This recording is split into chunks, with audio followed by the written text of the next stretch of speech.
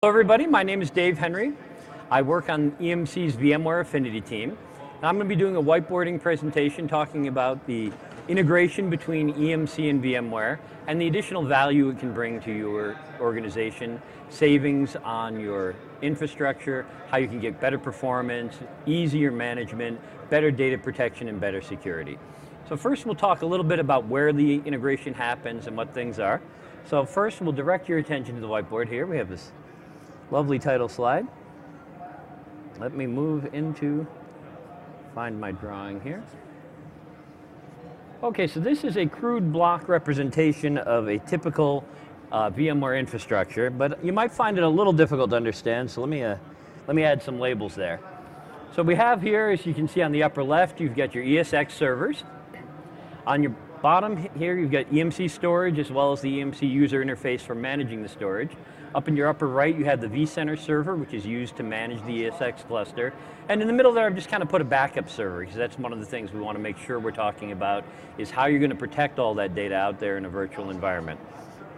So, before I get any deeper into this, I want to make a distinction here. There are two types of features we talk about in working with VMware. We talk about features that are complementary to VMware and features that are integrated with VMware. Features that are complementary are just features that happen to have a side benefit for VMware environments.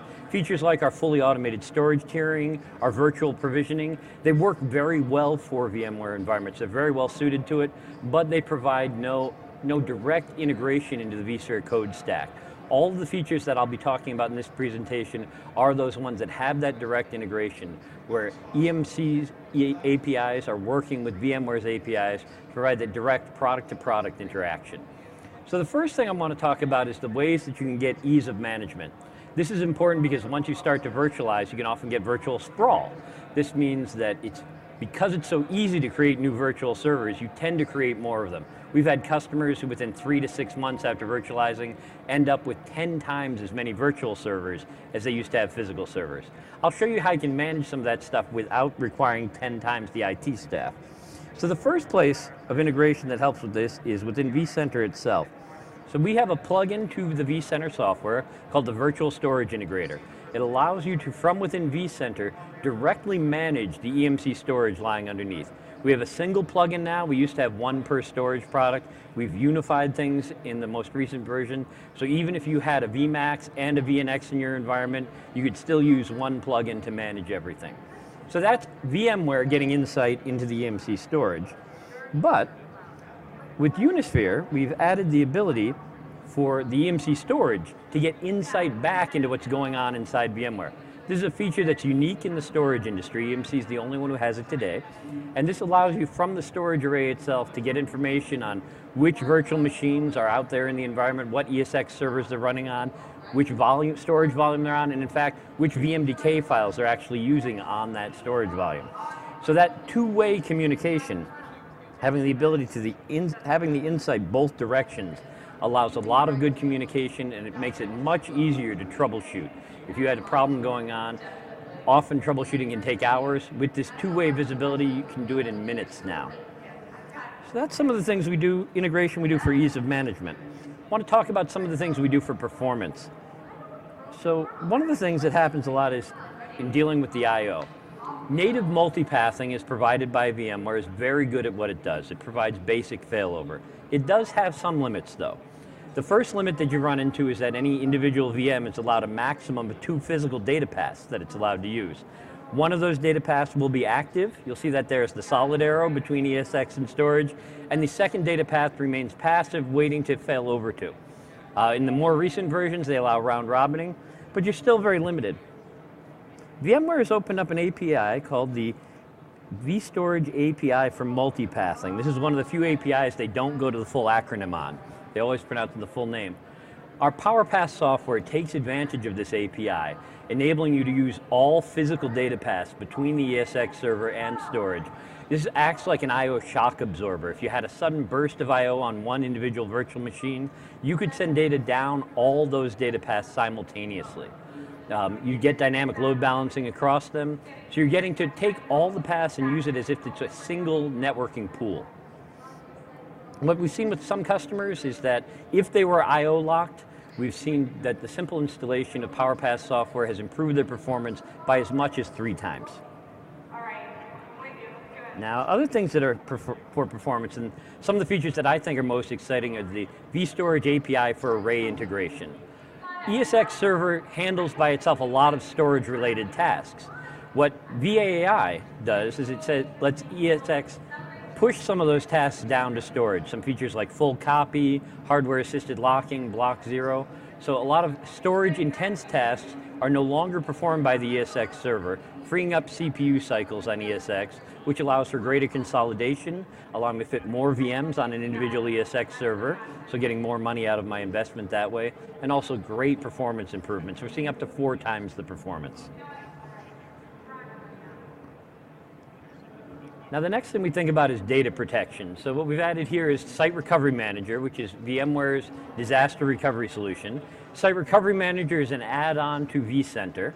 It coordinates by speaking to the storage replication adapter that is provided by the vendors, and you can see the remote replication happening to your remote site. So that's one way of protecting the data, but I'm also going to want to protect data and do things like my backups. So the VStorage API for data protection allows our backup software to provide the additional communication with vCenter. It's doing better interaction with ESX and better interaction with the storage. One of the key features of this that's providing great performance improvements is the change block tracking feature. If you think about what happens during an incremental backup, most of the CPU cycles are spent trying to figure out what changed since yesterday. What is it I'm going to have to back up today?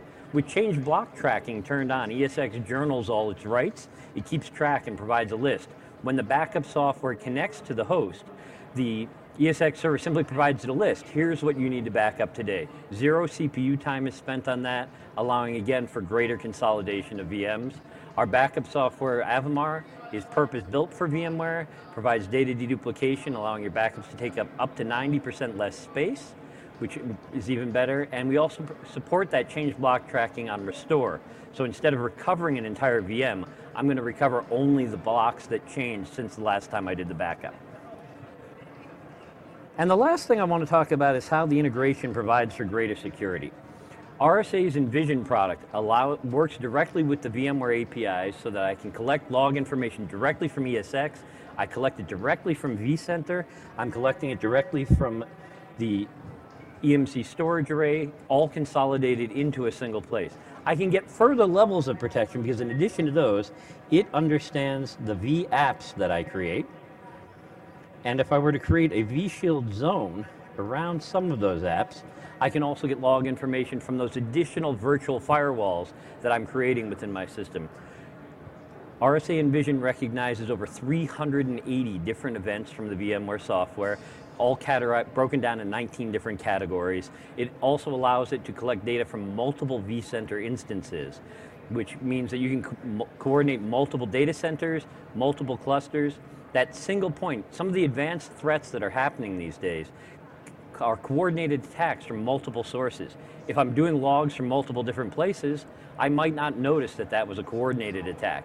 By coordinating everything through RSA Envision, I see that as the coordinated attack it is, allowing me to respond better. That's kind of an overview. I've shown you how some of the integration helps with better management, how it adds to performance, how it provides for better data protection, and for security. So what I'd like to do now is open it up to any questions that anyone has on some of the integration. So if we have, we'll turn first to our live audience. I know Luigi's got a question. I saw him taking notes. I know he's got a question. He doesn't have a question.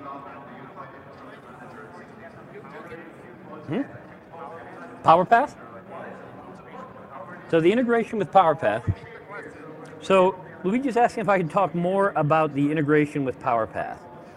So let me just get a blank spot here. And so let's draw here. I'm going to have a couple ESX hosts. I create a storage array. Now typically what I'm going to have happen here is I'm going to have multiple data paths running from each host to storage. I'll have multiple paths from here. And we'll have multiple paths from here onto my storage array. An individual VM with VMware's native multipathing is allowed to use a maximum of 2 physical data paths. So it's a little bit limited. So this VM here actually lives down, the data on it lives down here. I'm going to use only I'll just circle these on the way down. It's going to use only those 2 paths. It's going to use 1 active, 1 passive. So let's say that this is a 1 gigabit iSCSI environment. It means the maximum throughput I can get from my ESX server on down to storage is going to be 1 gigabit. With PowerPath installed, I'm able to put all of those paths into a single giant 4 gigabit pipe. So if I had more data coming through at once, I can push data down all the paths simultaneously, allowing me to get up to 4 gigabits total throughput. So let's say one VM got very active while the others are idle. It might take over all of the bandwidth from the ESX server. Later when your application gets a bandwidth spike and mine's idle, you can take up more of that. And before, if 2 data paths failed, if they were the right 2, my VM is down. In this setup, 4 data paths need to fail in order for me to take that VM down and take that ESX server offline. So I get improved reliability, I get better performance and better throughput, and better predictable performance because I can get that I/O shock absorber ability, the ability to absorb those I/O spikes down to storage by taking advantage of the multiple paths. PowerPath will do dynamic load balancing across those multiple paths. So if you and I, if we get 2 VMs running here, down to storage, when mine takes up more bandwidth than yours and has a higher I/O load, it'll shift more of the I/O load to me, allow more I/O to you when you're using more. So this works really well, and it works very, it is blind to things like vMotion and distributed resource scheduler. So it doesn't see that. It just basically is giving you access to more bandwidth to storage. As a side note, if you're running vSphere 4.0, you used to need an Enterprise Plus license from VMware in order to take advantage of this API. With 4.1, VMware opened it up, so you need either an Enterprise or Enterprise Plus. So they've made it a little more accessible to customers. Did that cover your question on PowerPath? Okay. Yes, we have another question. Okay, we've got 2 questions coming from online about VSI Integrator. Okay, so we've got questions about the VSI Integrator. The first question is to talk a little bit more about the features. So I have to actually choose the pen tool. I learned that earlier. So I've got my vCenter here. And I'm going to have my EMC array over here. So what happens is VSI is an add-on piece of software to vCenter, so it'll install in there. What it ends up doing is it keeps the same look and feel as vCenter. So what you'll see is additional tabs or some new options will become available within the vCenter menus when you pull them down. So one of the things it's going to allow me to do is entirely from within vCenter, it will let me create new storage volumes and make them available to my ESX servers. Create some ESX servers. Now I've got a couple options. I can create that from within vCenter. I can create it at the level of an individual ESX server, or I can tell it to create that data store at the cluster level. Now if I create a data store at the cluster level manually, I have to log on to the array, I create the volume, and then I go to each ESX server and I mount the volume. In the cluster I've drawn here where I have 3 servers, that's not a big deal. If I had a cluster with 30 servers, it's a big deal. What happens in vCenter is I create the volume at the cluster level. vCenter sends instructions to the array to create the volume. I didn't need to know any of the commands required on the array in order to do it. It creates it automatically with the EMC and VMware best practices applied. And then it will send an instruction to all of the ESX servers to rescan their bus and mount that volume. So it will mount it automatically on all of those 30. A single step, I've created the storage and made it available to all the ESX servers within the cluster.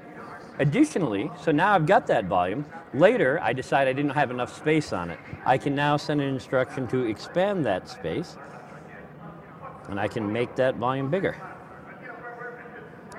That is the ugly story. Okay, so we'll make that volume bigger, expand it automatically, making the additional space available to me.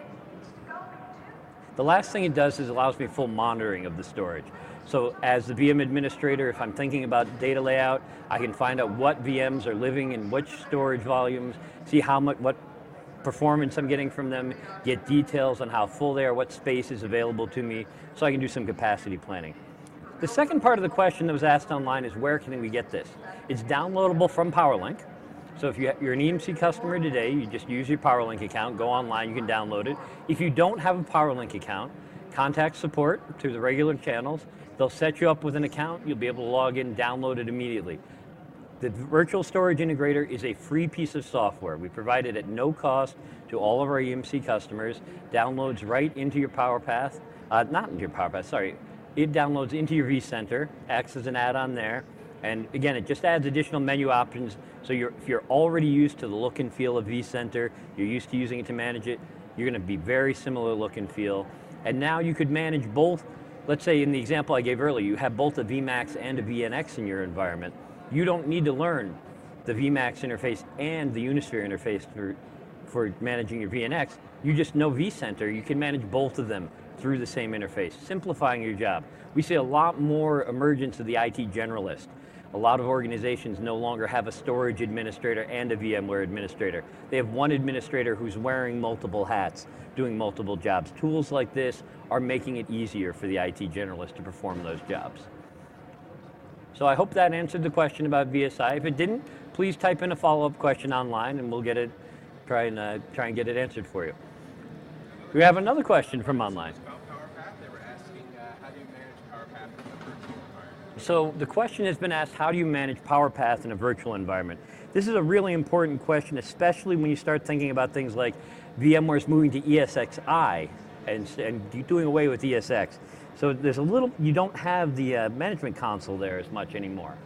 The great thing is, so entirely from within, so I've got vCenter running. vCenter has Update Manager. And with Update Manager, I'm able to go in there and I can have this automatically push PowerPath out to all my ESXi hosts for me. It installs it right there at the device driver level. So it's completely blind to all the VMs. All they know is that they're using the virtual NIC they used to use, but now they have, that virtual NIC is now connected to multiple physical NICs, multiple physical, or physical HBAs, depending on my environment. And now I'm able to get access to there. I can control it completely, I can configure it, I can set the options, again, all from inside the vCenter.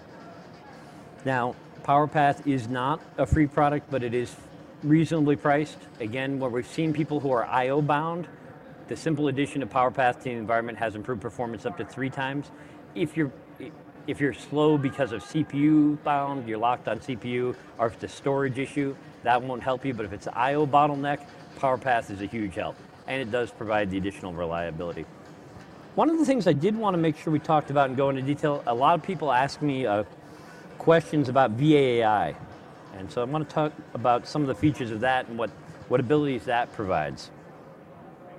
So let's create a storage volume here. This storage volume has a VM on it. And I'm going to have an ESX host here. So the first, VMware refers to them as primitives rather than features. So the first primitive in the VStorage API for array integration is called full copy.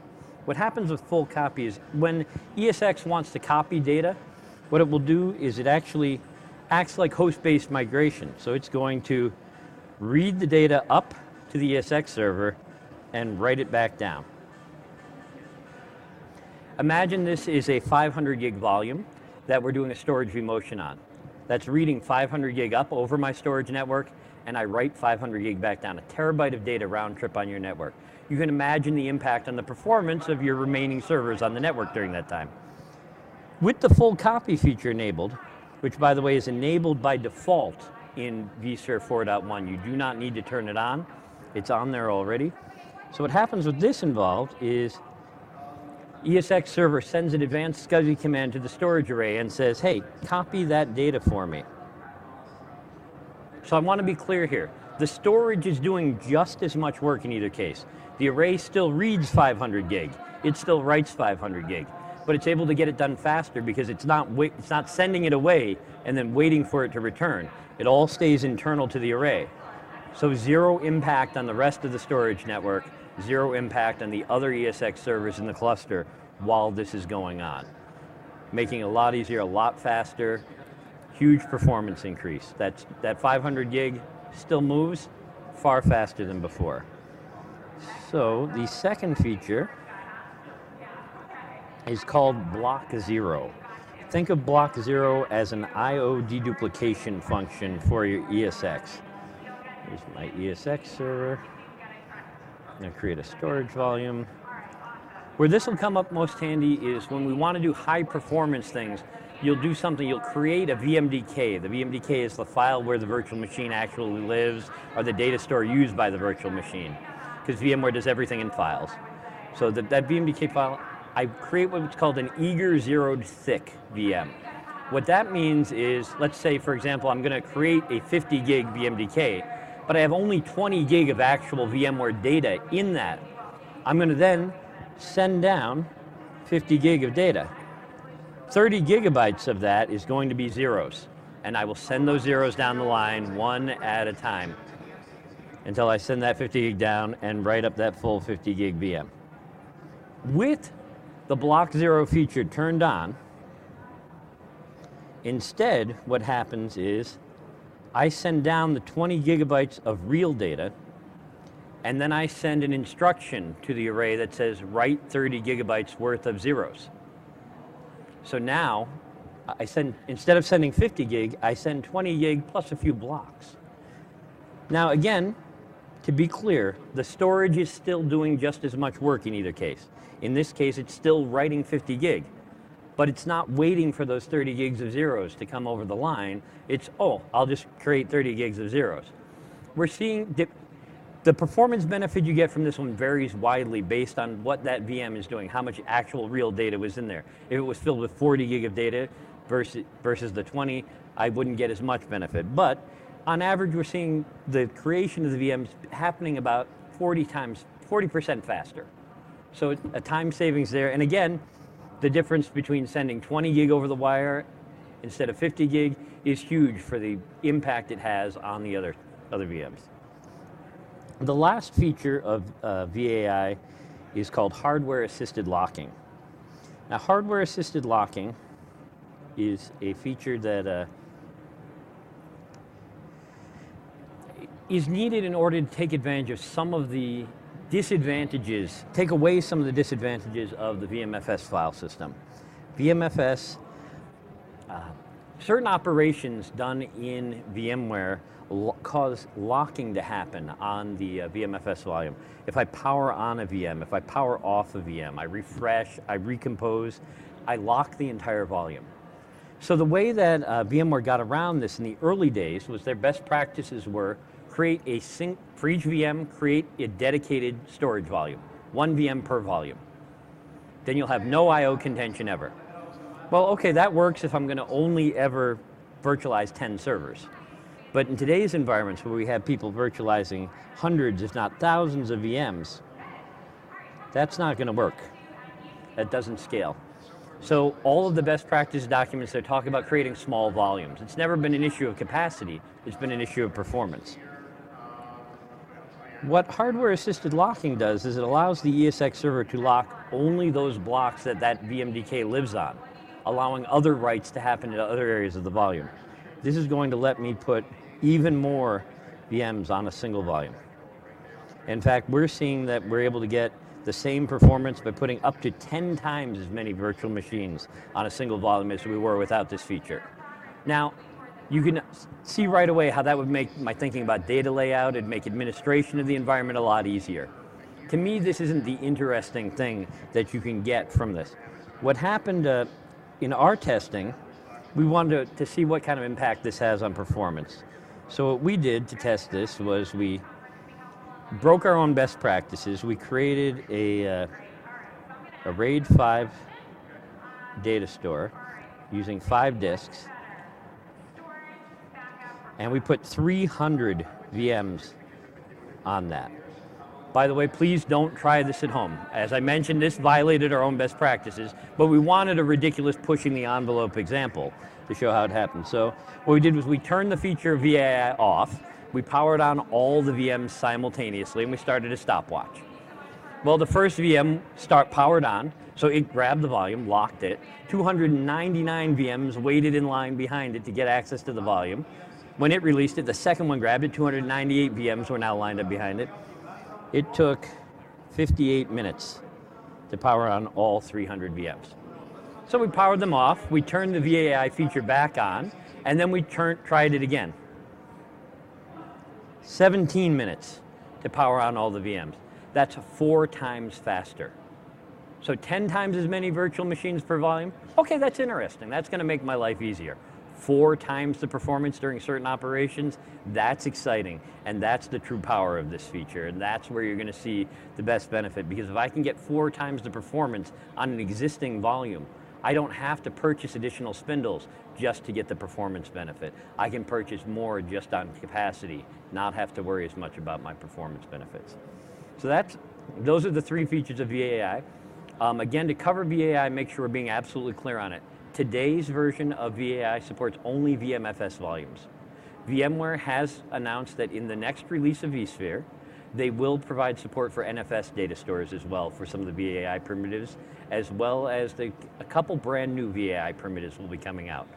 I'm under NDA on those. I'm not allowed to talk about what they are. VMware's dropped some hints publicly, so you can do some research and get that. When they become available, believe me, VMware will be going very public, making sure everybody knows about them. We have plans. We will support all those features at launch. They will be available on our products available. If you're using our products, VNX supports the VAI features since it's shipped. If you're running the Clarion product, you need to be on Flare 30. And if you're running VMAX, you need to have the latest release of Ingenuity, which came out in December of 2010, and all those support VAI. The features are turned on by default in vSphere 4.1. They're turned on by default in our software, so you don't need to do any configuration. When ESX connects to storage for the first time, when it starts that handshake, it sends a query, do you speak VAI? If the array answers yes, it says, great, I'll use VAI when I'm talking to you. If the array answers, what are you talking about? Then it says, okay, great, you don't know VAI, I'm not going to use it. So it has a little negotiation at the beginning when it first connects. So if you have an existing EMC storage that isn't at a current version that supports VAI, the moment you upgrade, you'll be getting the benefits of VAI. You won't need to make any configuration changes in your environment. We've done everything we can to make it easier for you. I don't know how we're doing on time, so if we have time for more questions, I'm happy to take some.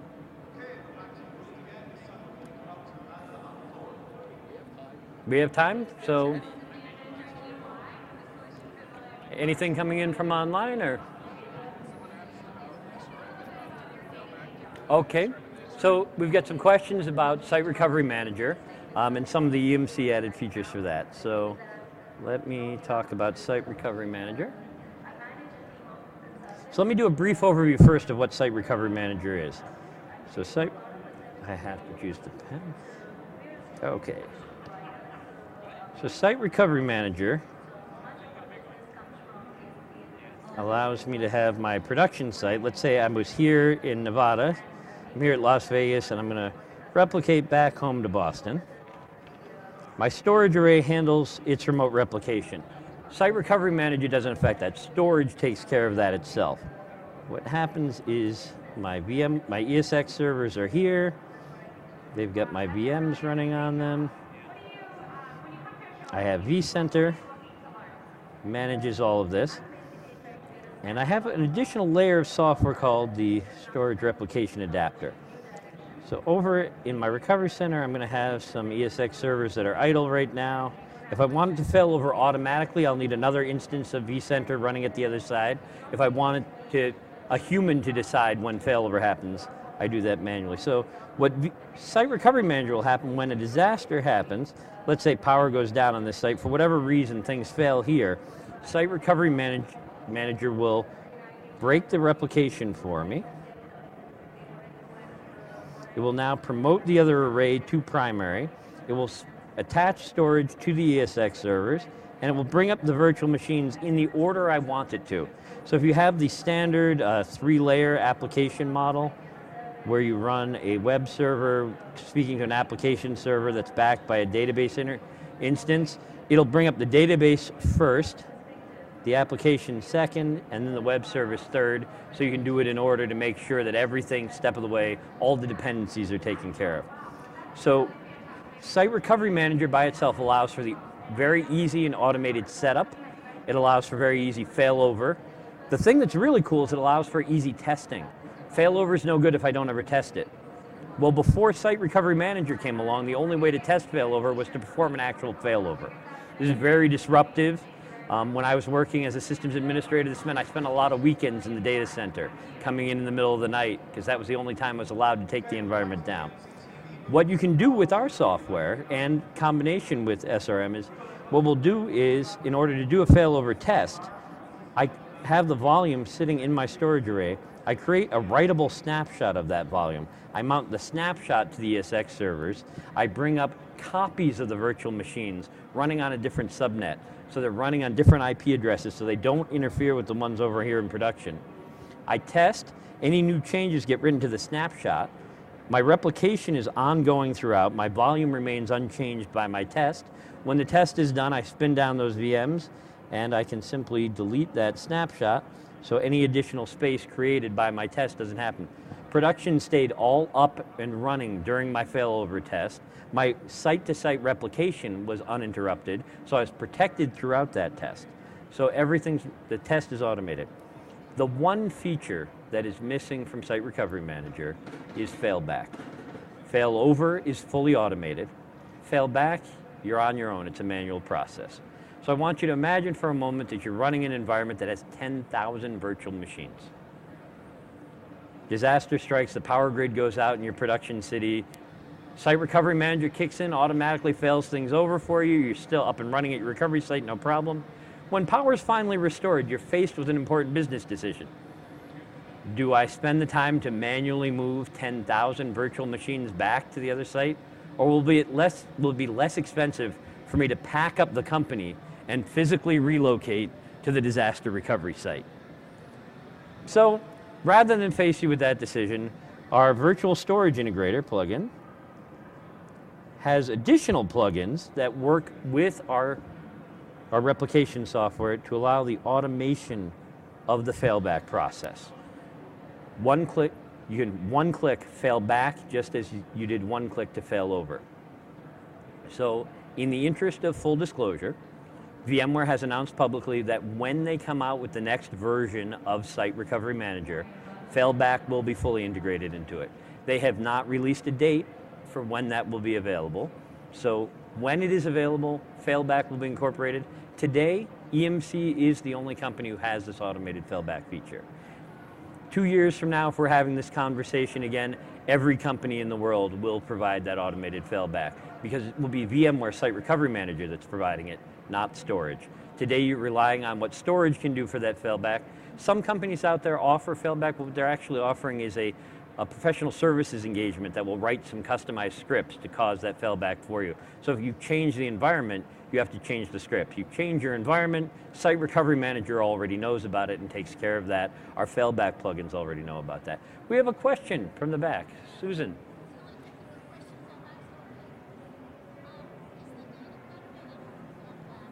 Is the data federated in the failback?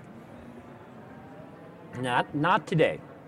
We are looking, some of the future incorporation as we get more federation running in our storage arrays, we'll be incorporating that into the failback and have that. For example, today there isn't Site Recovery Manager integration with vPlex, but there is for all of our other storage arrays. So VNX, Clarion, Solera, VMax, and our RecoverPoint product are all fully integrated with Site Recovery Manager. vPlex is different than standard storage.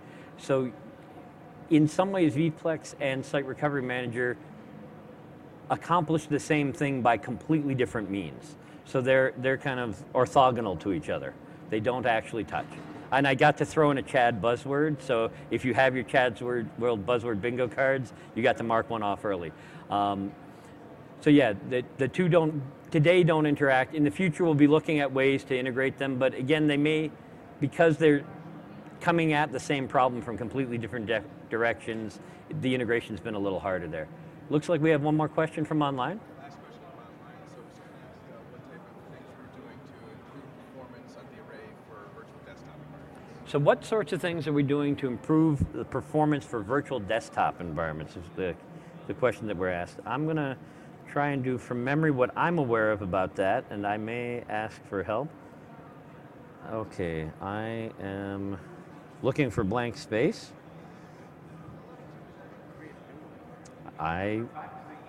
That would be way too, okay, so Alan is thinking much better than I am right now. So I'm just going to create a blank drawing here.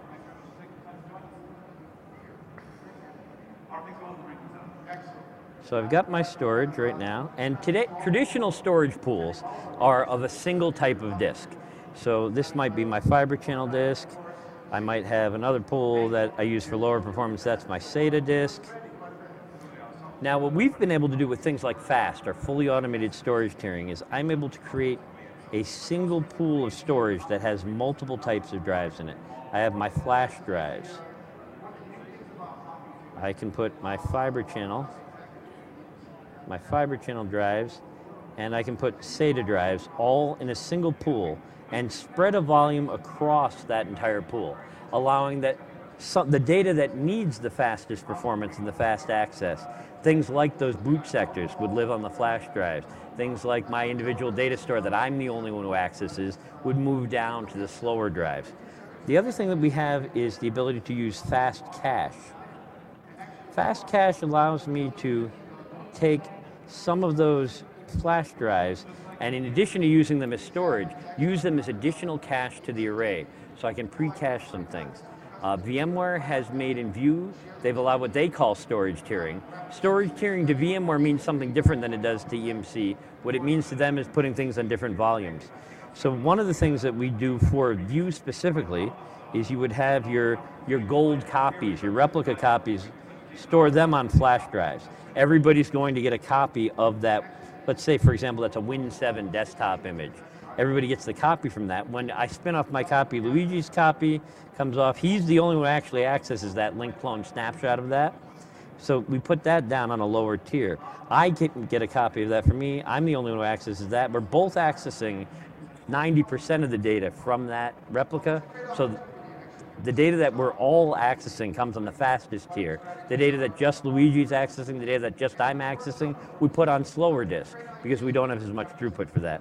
Things like fast cache enable me to, again, that's another way of doing like an I/O shock absorber for the environment. When we do, there's a thing called a boot storm. Boot storm's a less interesting case to me. You see boot storm twice in your life. One is when you turn on the environment, and the other would be if you ever lost power. A boot storm is what happens when everybody turns on their desktop at once. So here's this is a time, and here's some disk activity. What happens during a boot storm tends to be this huge spike in disk activity, finally dropping off when everybody's booted. With fast cache, the graph looks very different because what happens with disk activity is we get initial reads at that, and then it all levels off because everything else is coming out of that cached data already, much faster access. Those boots all occur much faster. So, okay, so you only do that twice, so that's not as interesting. Well, once a week, Microsoft is releasing new patches on Patch Tuesday. So what happens then? It's very write-intensive activity as I push those patches out to all those desktops. So what happens then is I get a very write-intensive load as I go out there. With fast cache, now some other caches out there allow for only read. Because we allow also for writes, what you see is a much lower level of disk activity when you push all those patches, when you do refresh or recompose of the environment. The most interesting one, I thought, the use case for things to do to improve performance in the virtual desktop is antivirus scans. Antivirus scan might be something I'd want to run every night because I've got a whole bunch of users who are downloading new software. They might be bringing viruses into my organization. Typical antivirus scan disk activity is very read intensive heavy. And it ends up looking something like this in a typical disk profile as I run that. So what's happening? everybody's running them in the middle of the night. They're running it at 1 in the morning when no users are online.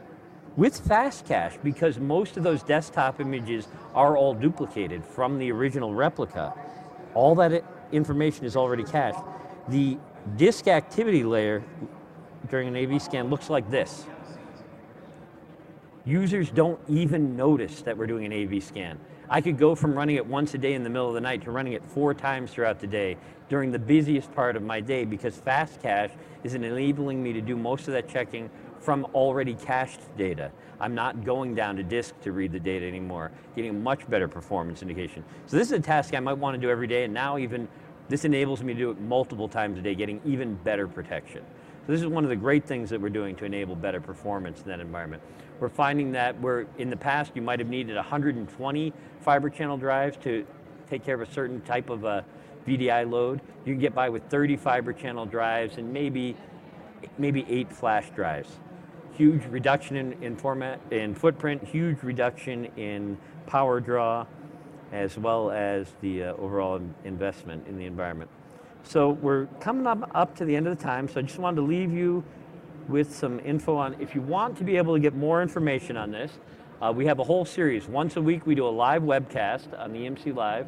So if you go to emc.com/EMC Live, you can get the schedule for all those webcasts. If you're interested in finding out more about EMC VMware integration, next week on the 19th, I'm doing a webcast that will go into these things I talked about in more detail. We're going to be doing 3 product demos during that. One of them will be the VSI, the Virtual Storage Integrator plugin.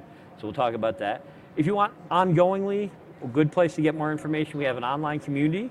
Many of you who are already viewing online probably already found us through that community. But for you guys who are here present live, go to that community, emc.com/VMware community. We have EMC employees, we have customers, partners, and VMware employees who are all interacting in online discussions about running VMware on EMC, best practices for that. And last but not least, you can follow me on Twitter, and I'm providing as much information as I can about EMC and VMware. And I just got a new follow in the audience as we speak. So everybody, thank you very much for your time. Thank you for everybody who joined us online. We're glad that we're able to do this experiment. But before we end, we have one last very exciting thing. Everybody here who's present, make sure you get your special EMC and VMware branded whiteboard marker.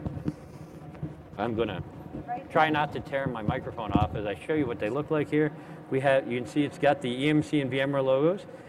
This is your own whiteboard marker. You came to a whiteboarding session, you're walking out with your ability to do your own whiteboards. And for one lucky winner, one lucky attendee here, we have, for Luigi, Donna? Luigi, I have for you your very own iPad.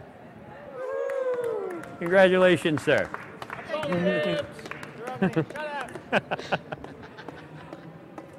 So again, thanks everybody for attending here in person. Everybody who came in on the net, thank you for joining us. We're glad that we could provide you an EMC World experience at home. And join us next time. Chuck Hollis is up next.